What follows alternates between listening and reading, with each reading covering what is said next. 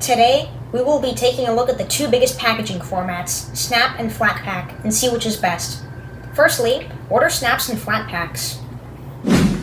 For more information, check out my video where I explain Linux packaging formats, but to summarize it, snaps and Flatpaks are universal Linux packaging formats, meaning they can run on any Linux distro as long as the snapd package is installed for snaps or the Flatpak package for Flatpaks.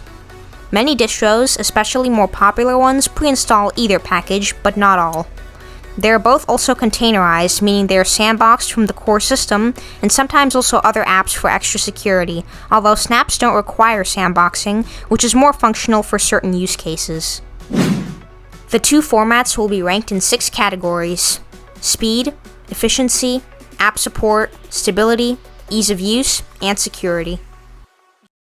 These tests will be made in Ubuntu with the Firefox, OnlyOffice, and Amberall snaps and Flatpaks. Other distros and specs may have different results. Feel free to test it yourself. This computer has 16 GB of RAM, a 5th gen Intel Core i7 with 4 cores, and integrated graphics. Let's begin. Firstly, let's benchmark Firefox on speedometer, Jetstream 2, and motion mark. Higher is better.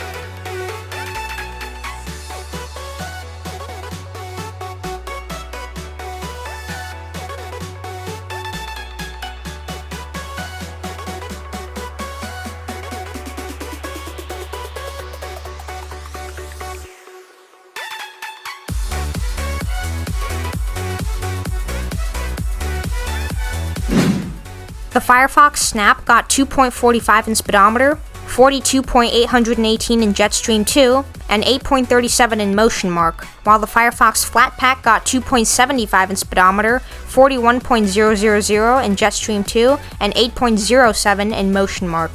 Flatpak won speedometer, while Snap won Jetstream 2 and motion mark. Secondly, let's test launch time on first and second launch of the app.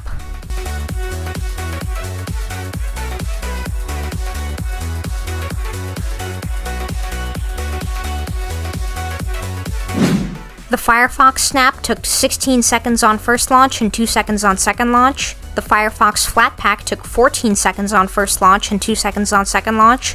The OnlyOffice Snap took 14 seconds on first launch and 2 seconds on second launch. The OnlyOffice Flatpak took 22 seconds on first launch and 2 seconds on second launch. The Amberall Snap took 2 seconds on first launch and 1 second on second launch. And the Amberall Flatpak took 5 seconds on first launch and 1 second on second launch. Snap won 2 of the 3 browser bench tests and 2 of the 3 launch tests, so Snap wins the speed category. Now let's see how many resources Snaps use compared to Flatpaks on first and second launch of the app.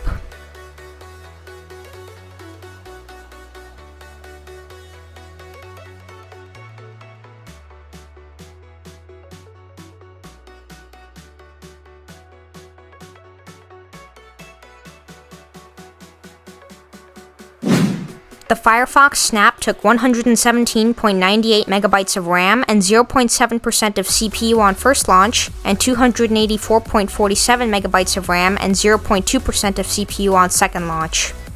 The Firefox Flatpak took 286.25 megabytes of RAM and 6.4% of CPU on first launch, and 277.93 megabytes of RAM and 6.9% of CPU on second launch. The OnlyOffice Snap took 72.13 megabytes of RAM and 0.5% of CPU on first launch, and 70.96 megabytes of RAM and 0.2% of CPU on second launch. The OnlyOffice Flatpak took 155.80 megabytes of RAM and 0.5% of CPU on first launch, and 153.54 megabytes of RAM and 0.2% of CPU on second launch. The Amberol Snap took 59.25 megabytes of RAM and 0.0% of CPU on first launch, and 59.39 megabytes of RAM and 0.0% of CPU on second launch.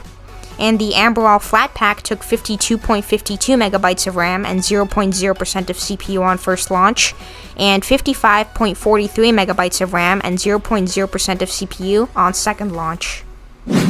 The Firefox and OnlyOffice snaps were more efficient than the Flatpaks, and the Amberol Flatpak was slightly more efficient than the Snap, so Snap wins the efficiency category. Flatpak has support for repos, unlike the centralized Snap store, which is definitely a big advantage of Flatpaks, but in this video, we are focusing on FlatHub, the official and most popular Flatpak repo, which has 2,637 apps at the time of making this video, while the Snap store has around 5,100 apps as of February 2023, from what I could find. So the Snap store is a lot bigger, and has more popular apps such as the JetBrains suite, although FlatHub also has many popular apps. Both have a very large selection of all kinds of great apps, many maintained by the official developers.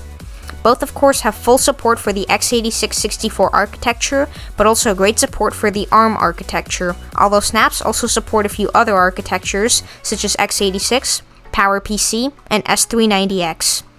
One downside to Flatpaks is that they only support graphical apps, while Snaps support all kinds of packages like graphical apps, command line, server and embedded apps, and even support for whole desktop environments and Linux kernels is being worked on. Snap wins the app support category.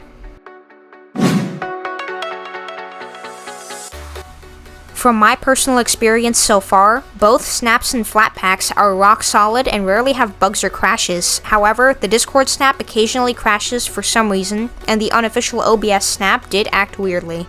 Other than that though, both are really solid. Also, both Snaps and Flatpaks use runtimes, which are like platforms that bundle several libraries and dependencies, so if you install two programs that need two different versions of the same library or dependency, you can run them just fine without breaking your system or running into dependency hell. Even though both are solid, Flatpak wins the stability category.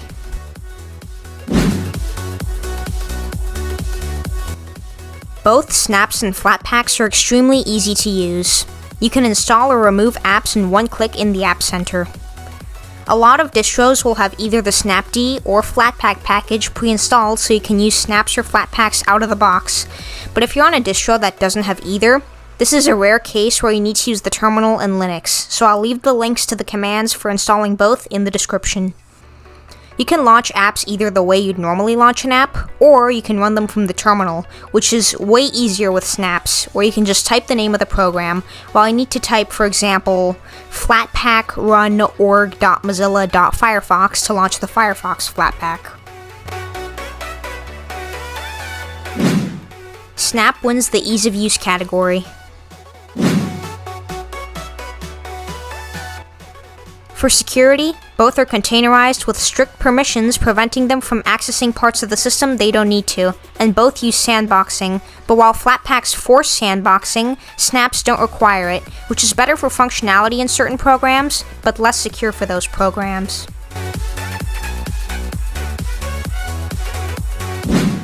Flatpak wins the security category. Let's start with Flatpaks. Both Snaps and Flatpaks, but especially Flatpaks, are less integrated into the system, especially compared to regular traditional packages. Flatpak sandboxing can also be hit or miss and annoying at times, impairing functionality of certain apps, although it's usually fine. And Flatpaks only support graphical apps, which is a bummer as they can't fully replace traditional packages. Now let's move on to Snaps. Snaps don't support multiple repos, and while all of Snap's components are fully open source, the server backend is proprietary, so you can't make a third-party Snap repo, meaning there is one Snap store and Ubuntu has full control over it. And Snaps requires sudo privileges to install, unlike Flatpak, which means the Snap has full administrator access to your system while installing, like traditional packages.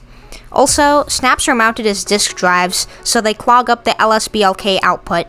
And finally, Snaps force auto updates. Overall, Snap won more categories and is the winner of this video. However, that is not to say that Flatpak is inferior.